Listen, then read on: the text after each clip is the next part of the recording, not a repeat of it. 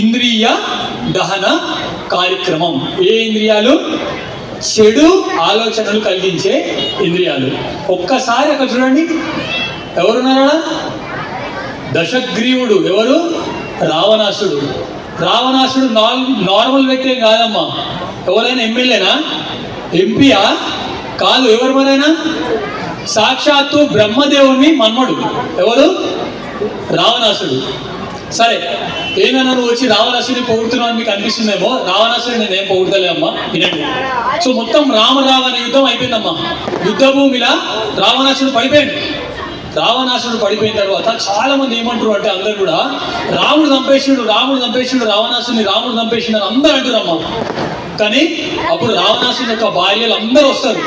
కానీ పెద్ద భార్య ఎవరు? పెద్ద భార్య ఎవరు? మండోదరి వస్తుంది. మండోదరి దగ్గరకు వచ్చి రావణాసుడు పడుకొని ఉంటాడమ్మా.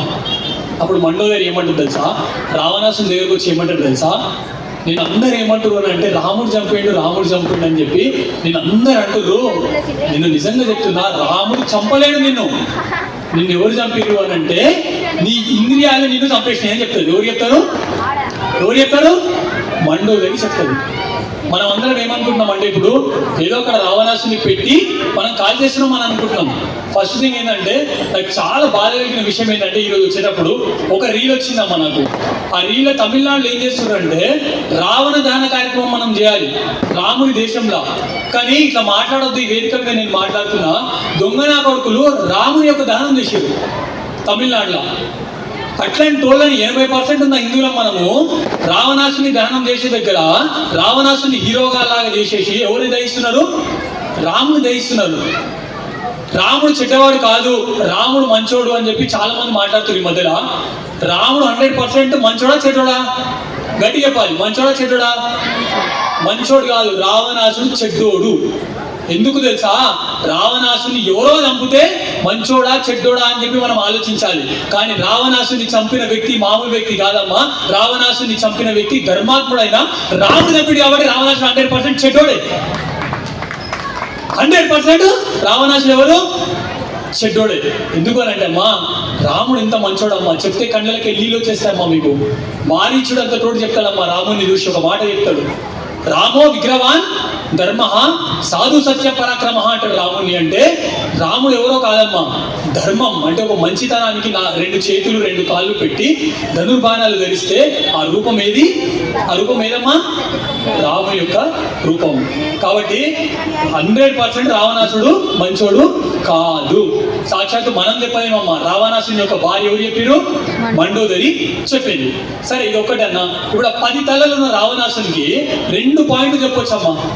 ఎంత జ్ఞానవంతుడు అని అంటే, శివభక్తుడు అయినా కానీ 2 విధాలుగా ఈ 10 తలను ఒక్కసారి కరెక్ట్ వేగం మనం చూస్తే ఏమంటవచ్చు అంటే, 4 తలలు వేదాలను రిప్రజెంట్ చేస్తే 6 తలలు శాస్త్రాలని రిప్రజెంట్ చేయొచ్చు అని చెప్పొచ్చు. కానీ ఇంకొకటి కూడా చెప్పొచ్చు.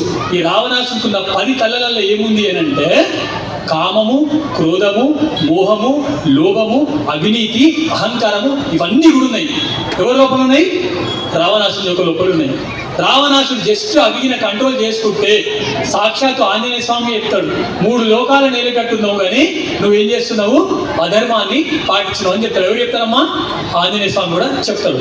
ఈ రామసేతు కర్తలు ఎంతమందికి తెలుసమ్మా? రామాయణం చూసిరా ఎవరన్నా? ఆదిపురుష సినిమా చూసిరా? ఆ చేతిలో పడాలి. ఎంతమంది చూసిరా ఆదిపురుష సినిమా? ఇంకా చలో, మాకు రామాయణం తెలుసు అన్న చేతిలో పడాలి అందరూ. మిగతా వాళ్ళకి తెలియదా? సిగ్గుపడుతురా? చేతిలో పడాలి. ఇట్లా రామాయణం తెలుసు మాకు అన్నోళ్ళు. సరే, చాలా మంచిగా అండి. ఒకటే స్టోరీ ఇది. వీళ్ళందరూ ఏం చేస్తారంటే అమ్మా, రావణాసుని చంపడానికి లంక అవతలికి, సముద్రం అవతలికి పోవాలి కదా లంకకి, పెద్ద సేతు కడుతుంటారమ్మా. ఈ పెద్ద సేతు కడుతుంటే వీళ్ళందరూ వానరులు ఏం చేస్తారు అని అంటే, ఆ రాళ్ళు మునిగిపోతున్నాయని చెప్పి రాళ్ళు తేలాలని ఏం రాస్తారు? గట్టి చెప్పాలి. ఏం రాస్తారు?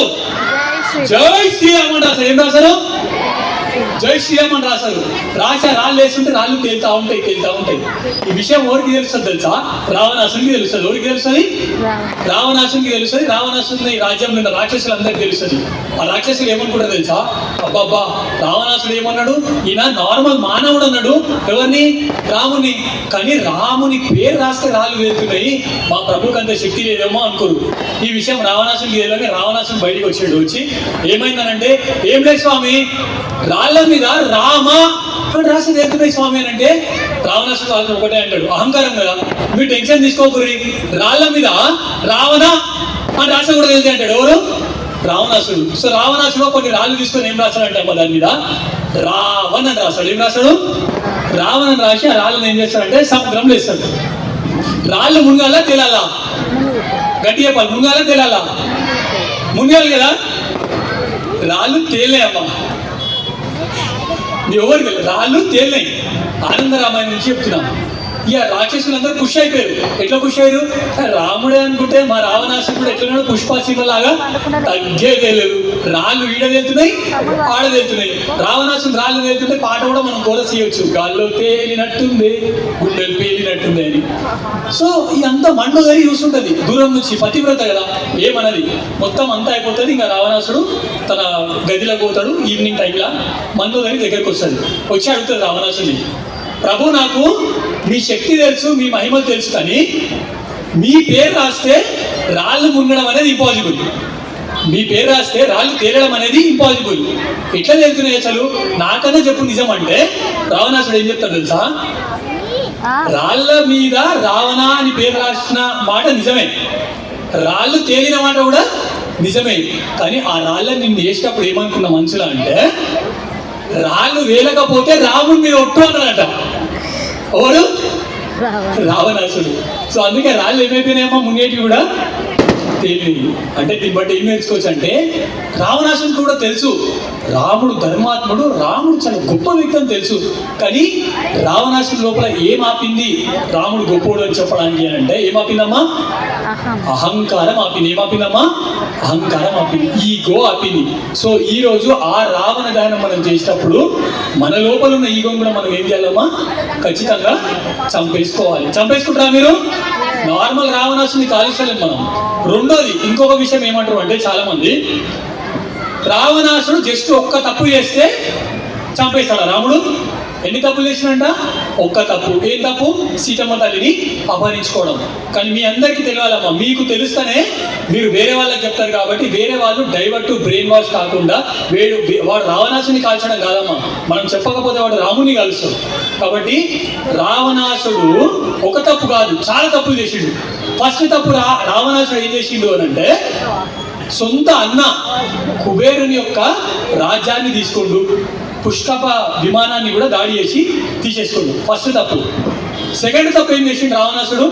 ఏం చేసిండమ్మా సెకండ్ తప్పు రావణాసుడు తెలుసా ఎవరికన్నా? ఏం చేసిండు? రంభ ఏమవుతుందంటే సొంత మేనకోడలు అయిపోయింది. మేనకోడల్ని కూడా బలవంతంగా ఏం చేసిండమ్మా? బలత్కారం చేసిండు. ఎవరు? ఈ రావణాసుడు. తర్వాత మూడోది అతిపెద్ద తప్పు ఏం చేసింది తెలుసా? ఆయనకు అన్ని వరాలు ఇచ్చిండు. ఎవరు? శివుడు. బ్రహ్మదేవునితో పాటు శివుడు. అన్ని వరాలు ఇచ్చిన శివుడు ఆయన పాపం కైలాసం మీద పార్వతీదేవితోటి నాట్యం చేస్తుంటే, ఈయన ఫ్లైట్ వస్తుంది, ఈయన విమానం వస్తుంది రావణాసుడి. ఈయన ఫ్లైట్ వచ్చినప్పుడు ఆ విమానం అక్కడ ఆగిపోతుంది. ఎందుకు అంటే నందిదేవుడు చెప్తాడు, పార్వతీ పరమేశ్వరుడు అక్కడ ఏం చేస్తారు? నృత్యం చేస్తారు, ఖచ్చితంగా ఆగాల్సిందే. అంటే అహంకారం ఆగదమ్మా.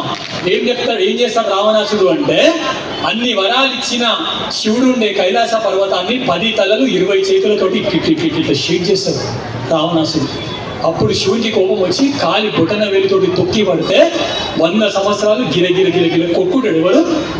రావణాసుడు. అంటే శివుడే అన్ని శక్తులు ఇచ్చినా సరే ఆఖరికి శివుడి మీదనే దండయాత్ర చేయడానికి ఎవరు వేరమ్మా? రావణాసుడు పోయాడు. ఫైనల్ గా ఆయనకున్న వరాలతోటి మునులని, దేవుళ్ళని, దేవతలని విపరీతంగా ఎవరు హింసించిండు అంటే రావణాసుడు హింసించిండు. కాబట్టి మనం అందరం ఒకటి గుర్తుపెట్టుకోవాలమ్మా, రాముడు ఫస్ట్ తప్పు చేస్తే రావణాసుడు ఫస్ట్ తప్పు చేస్తే రాముడు చంపలేడు. రావణాసుని లాస్ట్ తప్పుకి చంపింది ఎవరు? రాముడు. కాబట్టి ఇది మనం ఖచ్చితంగా వేరే వాళ్ళకి చెప్పాలి. రాముడు కూడా నార్మల్గా పోయి ధర్మం బాణం తీసుకొని కొట్టలేడమ్మా. ఫస్ట్ ఆంజనేయ స్వామిని పంపించాడు, వారిని ఇచ్చిండు, ఇప్పటికీ ఏమైపోలేదు, సీతమ్మ తల్లిని ఇచ్చేసి అన్నాడు. విన్నాడా రావణాసుడు? వినలేడు. అంగదుని పంపించిండు, వినలేడు. ఆఖరికి రామలక్ష్మణులు యుద్ధ భూమిలో దిగిన తర్వాత వాళ్ళు చెప్పినా సరే రావణాసుడు విన్నాడమ్మా? వినలేడు. అందుకే ఎవరి వద్ద జరిగింది? రావణ వధ జరిగింది. సో ఈరోజు విజయదశమి కాబట్టి చాలా రీజన్స్ ఉన్నాయి. బట్ మెయిన్ రీజన్స్ మనం ఎందుకు ఇట్లా సెలబ్రేట్ చేసుకుంటామంటే అమ్మా, ఏదో వచ్చినాం మనం బతుకమ్మ ఆడిపోయినాము, రావణాసుని కాల్చిపోయినామని కాదమ్మా. అధర్మం మీద ధర్మం గెలిచిన రోజమ్మ ఈరోజు. రాముడు రావణాసుని చంపిన రోజమ్మ ఈరోజు.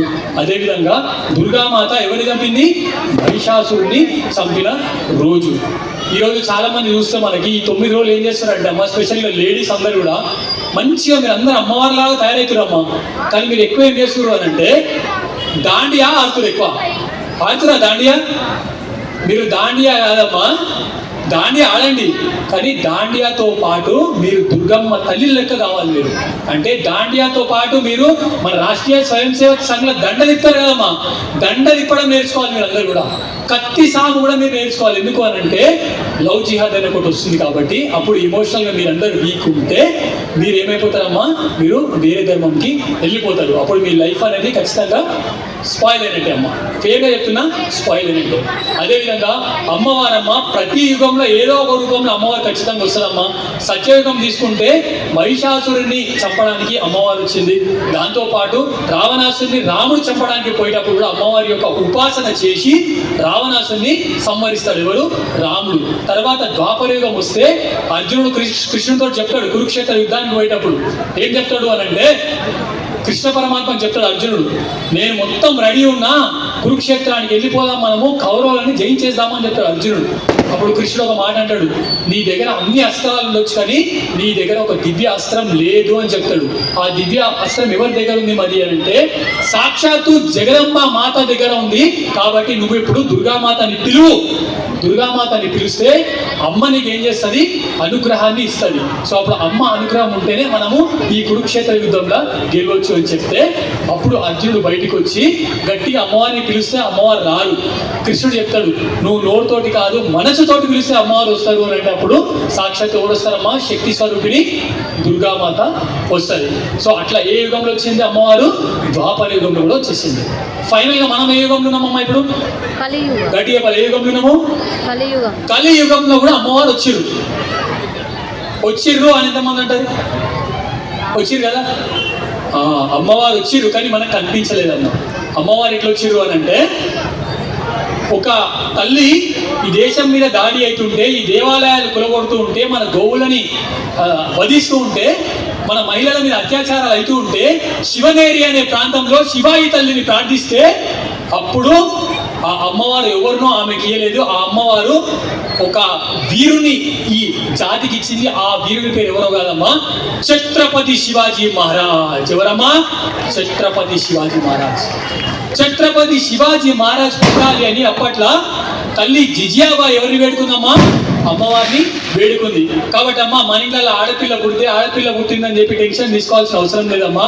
మీ ఇంట్లో పుట్టింది ఆడపిల్ల కాదమ్మా, మీ ఇంట్లో పుట్టింది బాల త్రిపుర సుందరి దేవి అని చెప్పి మీరు పుట్టగానే పూజ చేయాలి. మీరు వాళ్ళందరూ కూడా ఎవరికి పూజ చేయాలి? వాళ్ళకి పూజ చేయాలి. వాళ్ళు ఎట్లా పెంచాలి అని అంటే 9 రోజులు దీక్ష కాదమ్మా, 9 రోజులు దీక్ష చేయాలి. కానీ ఆ పిల్లల్ని ఎట్లా తయారు చేయాలి అని అంటే దుర్గామాత లెక్క తయారు చేయాలి. ఎట్లా తయారు చేయాలి? దుర్గామాత లాగా తయారు చేయాలి. నేను ఒక వీడియో పెట్టమ్మా, పాలపిట్టను మనం ఎందుకు చూడాలి, మీరు ఖచ్చితంగా పాలపిట్టని చూడండి అని చెప్పి నేను ఒక వీడియో పెడితే మన వాళ్ళకి చాలా మందికి ఇన్ఫర్మేషన్ తెలియదు. కాబట్టి కొందరు ఏం కామెంట్ చేసింది నాకు ఇన్స్టాగ్రామ్లో అంటే, పాలపిట్టలు కనిపిస్తలేవన్నా చూద్దామంటే ఇంకొక ఆప్షన్ మాకు ఉండే, కానీ గాంధీ తాత జయంతి కదా, షాప్లన్నీ బంద్ అయినాయి అన్నా, లేదంటే ఆ బాటిల్ తెచ్చుకొని కింగ్ ఫిషర్ చూస్తుండే అంటున్నాను. అర్థమైందా? సో ఈ కింగ్ ఫిషర్కి పాలపిట్ట కూడా తేడా వెళ్ళదు మనకి. సో పాలపిట్టని కింగ్ ఫిషర్ అనం మనం. పాలపిట్టని మనం ఎందుకు చూడాలంటే ఇందాక అన్న చెప్పినట్టు రాముడు రావణాసురుడి మీదకి యుద్ధం పోయేటప్పుడు పాలపిట్ట కనిపిస్తే మంచిగా అయింది. దాంతోపాటు అరణ్యవాసం అజ్ఞాతవాసం వీళ్ళు ముగించుకొని మళ్ళీ కౌరవుల మీదకి పాండవులు పోయినప్పుడు దేని చూసిరమ్మా? పాలపిట్టని చూసిరు. అందుకే మనం ఏం చేస్తాం, ఖచ్చితంగా ఆ పాలపిట్టని చూస్తాం. దాంతోపాటు ఇంతకుముందు మనం ఏం పూజ చేసినామమ్మా, ఏం పూజ చేసినాము, శమి పూజ చేసినామమ్మా. ఆయుధ పూజ చేసిరు ఎవరైనా? మనం ఈరోజు అందరం మర్చిపోయి Honda, Activa, Ola, actor, shift car వీటి పూజలు చేస్తున్నాం. మనం చేయాలి, ఇట్లా పూజలు కూడా చేయాలి, తప్పేం లేదమ్మా. కాకపోతే ఎందుకంటే మనం సేఫ్ ఉండాలని చేయాలి. కానీ అన్నికంటే ముఖ్యంగా మనము పూజలు చేయాల్సింది ఓలా, ఓబెర్, యాక్టివా, షిఫ్ట్, ఆల్ట్రోజు ఇది కాదమ్మా.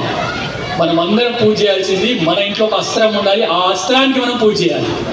ఆ అస్త్రం ఏంటి అని అంటే అమ్మ భవాని చేతిలో ఉన్న కత్తి అని ఉండొచ్చు, అదేవిధంగా బజరంగబలి చేతున్న గదాయిన ఉండొచ్చు, లేదు అని అంటే శంకరుని చేతున్న త్రిశూలమైన ఉండొచ్చు, శ్రీ మహావిష్ణువు చేతున్న సుదర్శన చక్రం అయ్యన్న ఉండొచ్చు. ఏదో ఒక ఆయుధాన్ని ఖచ్చితంగా మీరు ఏడబెట్టాలమ్మా, మీ పూజ గదిలో పెట్టాలి. వాడతారా మీరు? వాడద్దు. ఇప్పుడు మనం వాడద్దు, ఎందుకంటే పోలీసు వాళ్ళు ఆడినాం కదా.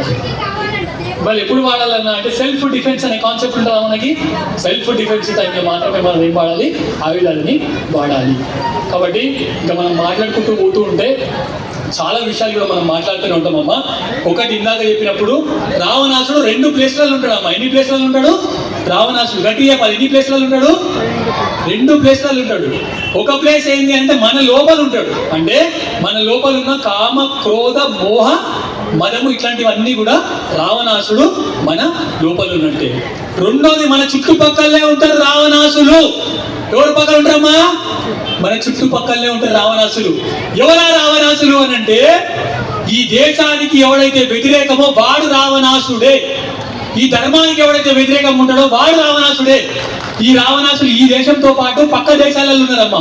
ఆ పక్క దేశాన్ని ఏదో కాదు, నా పాకిస్తాన్ దేశం. ఆడ కూడా ఎవరు ఉన్నారమ్మా? రావణాసులే ఉన్నారు. ఆ లంక ఇప్పుడు కూడా ఉంది, ఏడుంది? పాకిస్తాన్లో ఉంది. ఇంకో పక్కన ఇంకో దేశం ఉంది, అదేనమ్మా బంగ్లాదేశ్. ఆడ కూడా ఏముందమ్మా? రావణాసులే ఉన్నారు. మళ్ళీ రాముడు ఏదన్నా హిందీలో ఒక పాట వచ్చిందన్నా, राम हुए एक त्रेता में एक रावण का संहार किया इस युग में 100 रावण फिर राम ने అవతార్ లియా. అంటే త్రేతాయుగంలో ఒకటే రాముడు, ఒకటే రావణాసుడు అమ్మా. కానీ ఈ యుగంలో ఒక్క రావణాసుడు లేడంటమ్మా. ఎంతమంది ఉన్నారంటమ్మా? 100 మంది రావణాసులు ఉన్నారు. మళ్ళీ రాముడు ఎక్కడున్నాడు? రాముడు ఎక్కడున్నాడు? ఎక్కడున్నాడు? ఇప్పుడు ఇంత మంచి ప్రోగ్రామ్ ఇక్కడ చేస్తూ ఉంటే ఇంట్లో చుట్టాలను వదిలిపెట్టేసి అంతా వదిలిపెట్టేసి ఈడ మనం వినాలి అని అందరూ కూర్చున్నారు కదమ్మా. ఆ రాముడు ఎక్కడో లేడమ్మా, మనందరి లోపల ఉన్నాడు. ఎవరమ్మా? రాముడు మన లోపల ఉన్నాడు, మనందరి లోపల రాముడు ఉన్నాడు. ఎందుకు అనంటే ఇంకొక రీల్ వచ్చింది ఇన్స్టాగ్రామ్ లో, జల్తే హువే రావణ్ కు మై దేఖా ఓ పూచ్ రహా థా భీడ్ సే అంట. అంటే కాలిపోతున్న రావణాసుని ఒకడు చూసినంట, నాసంటోడు. చూస్తే కాలిపోతున్న రావణాసుడు చూసుకుంటా నాసంటంతో ఒక మాట చెప్పిండంట, అరే ఇంతమంది కలిసి నన్ను కాలుస్తున్నారు కదా బయ్, ఒక్కో క్వశ్చన్ అడుగుతా, మీ లోపల శ్రీరామచంద్రుడు ఏడున్నాడు అన్నాడంట. ఎవరు? రావణాసుడు. కాబట్టి ఆ శ్రీరామచంద్రుడు ఆయనలాగా మనం ఉండకపోదామమ్మా. కానీ ఆయన గురించి ఖచ్చితంగా మనము చదవాలమ్మా. ఒక్క రామాయణం మనం చదివితే అమ్మా, చెప్తున్నా కదా, ఈ ధర్మం నిలబడుతుంది. ధర్మంగా ఎట్లా బతకాలో రామాయణం చదివితే తెలుస్తుందమ్మా. ధర్మంగా బతుకుతుంటే మనల్ని ఎవడైతే గెలుకుతుండో వాళ్ళని పడగొట్టాలంటే మహాభారతం చదవాలి మీరందరూ కూడా. ఎందుకనంటే రాముడు పాపం ధర్మంగా బతుకుతుంటే ధర్మంగా బతుకుతుంటే అధర్మంగా ఈ ద్వాపరయుగంలో వస్తే కృష్ణుడు చెప్తాడు, మాటలతో కాదు పోయి ఏంటంటాడు, చేతులతోటి అని అంటాడు. లాస్ట్ బట్ నాట్ లీస్ట్ ఒక్క విషయం చెప్పి నేను ముగిస్తున్నామా. చాలా మందికి డౌట్ వచ్చిందమ్మా, ఛత్రపతి శివాజీ మహారాజ్ పుట్టిన టైంలో నేను లేను మనం ఉన్నామా? ఎవరైనా ఛత్రపతి శివాజీ మహారాజ్ని చూసిరా మౌరన్నా?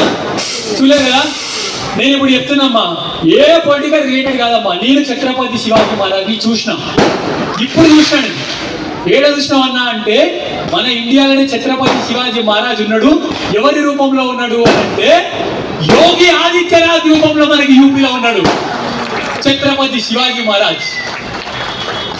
కాబట్టి ఖచ్చితంగా మనము ఛత్రపతి శివాజీ మహారాజ్ లాగా వాళ్ళిద్దరు అమ్మవారి దీక్ష తీసుకున్నారమ్మా. ఛత్రపతి శివాజీ మహారాజ్, దాంతోపాటు సంభాజీ మహారాజ్. సో ఒక్క మాట నేను చెప్తున్నా, మిగతా విషయాలు అన్నవాళ్ళు చెప్తారు.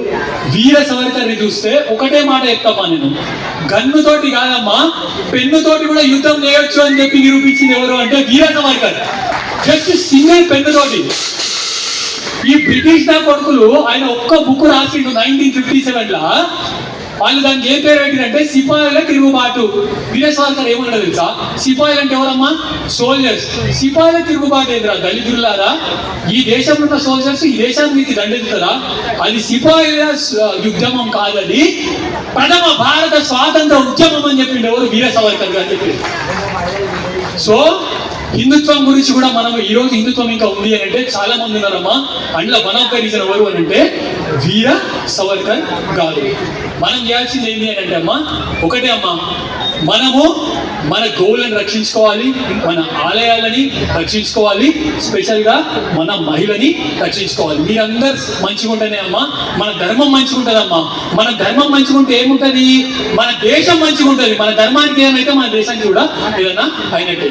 సో వన్స్ అగైన్ అన్న, నాకు మంచి అవకాశం ఇచ్చిన మా ప్రేమన్నకి, అదేవిధంగా వేదిక మీద ఉన్న అందరికీ కూడా హృదయపూర్వక ధన్యవాదాలు తెలియజేస్తూ ఒక్క మాట అన్న, బతికితే ఛత్రపతి శివాజీ మహారాజ్ లాగా బతుకుదాం, చనిపోతే ధర్మవీర సంభాజీ మహారాజ్ లాగా చనిపోదామని తెలియజేస్తూ మీ అందరికీ కూడా వన్స్ అగైన్ విజయదశమి శుభాకాంక్షలు. జై శ్రీరామ్, జై శ్రీరామ్, భారత్ మాతా కీ, భారత్ మాతా కీ, గో మాతా కీ, గంగా మయ్యా కీ. రెండు చేతులు ఇవ్వండి ఒక్కసారి నా కోసం అందరూ. చలో వెరీ గుడ్. ఒక్క మాట గట్టిగా నాది. సనాతన ధర్మ की, सनातन धर्म की, हिंदू राष्ट्र की, हिंदू राष्ट्र की जय श्री राम, भारत माता की जय, जय श्री राम.